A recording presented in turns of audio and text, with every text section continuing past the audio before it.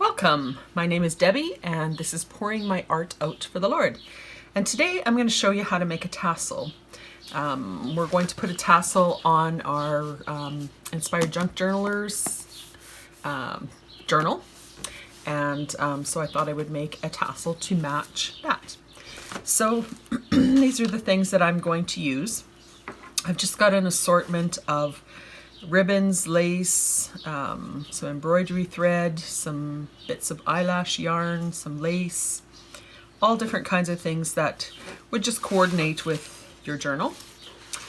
So I've got reds and mostly kind of cream colors.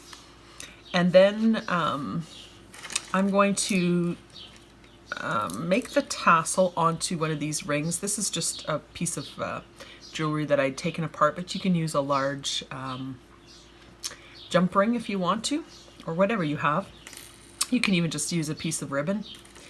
And then I have just a couple little things that that I wanted to put on. This will go onto the ring and attach it to my journal. I'll show you how to do that in a minute. And here's just a couple of charms that I'm going to tie onto some of the fibers. I've just got a pearl, I guess it's just a pearl bead there. I've got an I Love Jesus there. And these ones I just put in, this one I put in a couple different jump rings. This one I put in one or two, just one I guess, onto the top there. And this one, I have another video that I did making some jewelry like this, but I just put a head pin through here and curl this up and then put this on, but I'm not going to go into that right now. But if you're interested in seeing more about how I make these different dangles kind of thing, they're super easy to make, and I love to make my own. So if you're interested in that, just leave me a comment and I'll do a video on that. But this one is just a bead that I had made as well. And because this project is called God's Big Picture, I decided that a camera might be appropriate. So I just had a camera charm and I just put a couple of jump rings on that as well. So we'll just put those aside for a minute. And then to attach to our journal, I'm going to use these Tim Holtz ring fasteners, they're called. And they're just basically a brad. It's got the brad feet there, and on the other side there's a ring.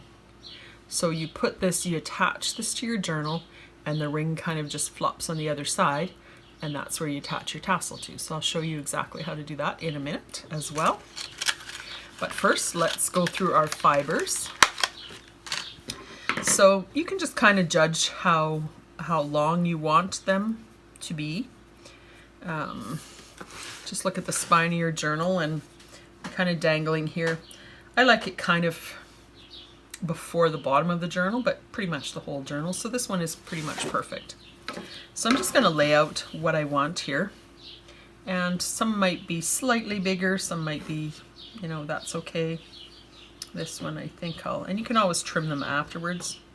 I'll just leave that one and trim afterwards. A piece of lace. This is an elastic, piece of elastic. It's a ribbon,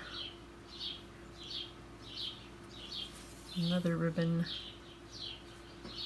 It's just a piece of twine. This twine I think I'm going to undo, separate. I think there's 3 pieces in here. I think they will drape better, and then I can have, more of this fiber showing as well. So separate that out.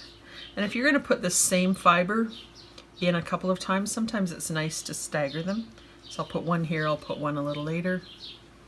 Here's some eyelash type yarn as well. Here's a really dark red piece. This is a piece of fabric, which is going to be shorter, but that's okay. Here's some organza ribbon, I think it's called. It's a piece of kind of lacy trim. And just stack everything on top of each other here.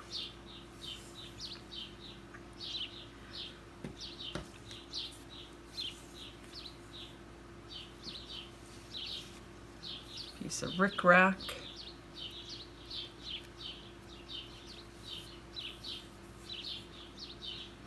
And I have some, well, here's a piece of embroidery floss.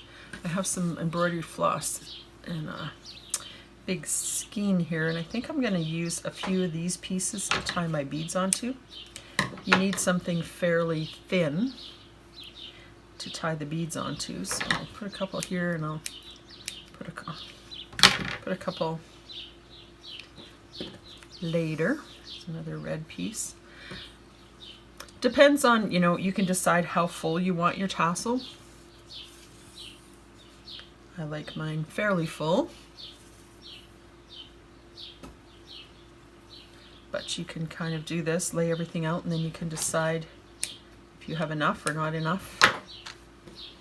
I don't have any shortage of trim in my stash, so I don't need to worry about that.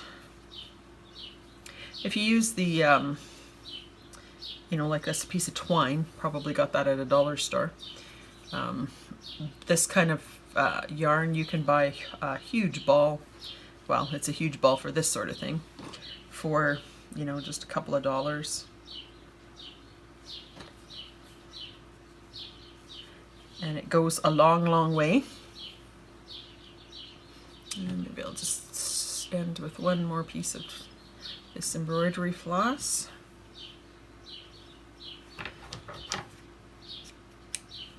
There's different ways to make tassels, of course. There's different ways to make everything, but so I'm going to take my big ring here, and I'm going to kind of pinch this in the center.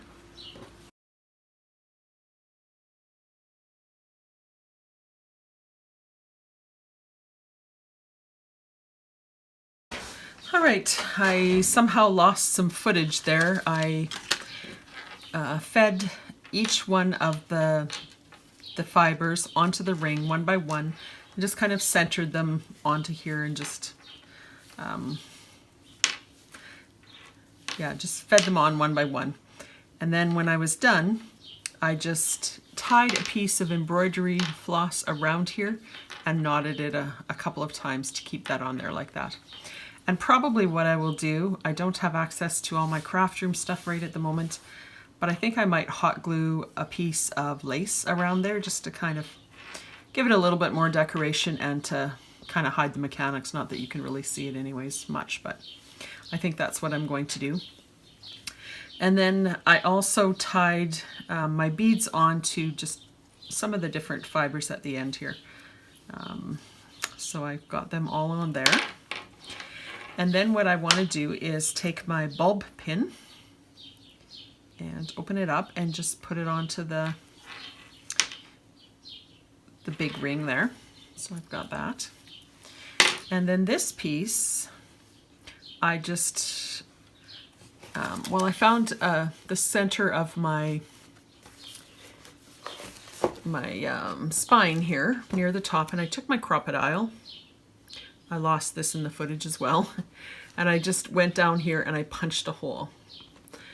So I have that hole right there. So I'm just going to put this Tim Holtz, what was it called? Ring fastener through here. And then I'm going to open up the brad feet on the inside here.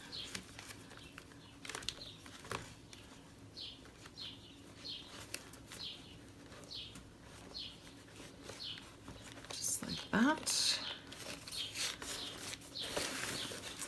And then I have this ring on the outside. And then I'm just going to take my tassel, open up my bulb pin again, and attach it to the ring like that. And there is my tassel completed. Like I said, I think I'm going to put some lace here when I get access to my craft room again.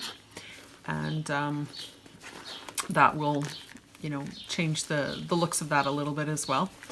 And I didn't use, there's some darker reds inside the journal, but on the cover here I did not use as dark of a red. So I think what I'll do is maybe add a bit of darks, red something here just to kind of tie that all together. But I'll do that I think I'll do a final video and just kind of finishing the cover, and I'll do all those little pieces there, but there's our finished tassel.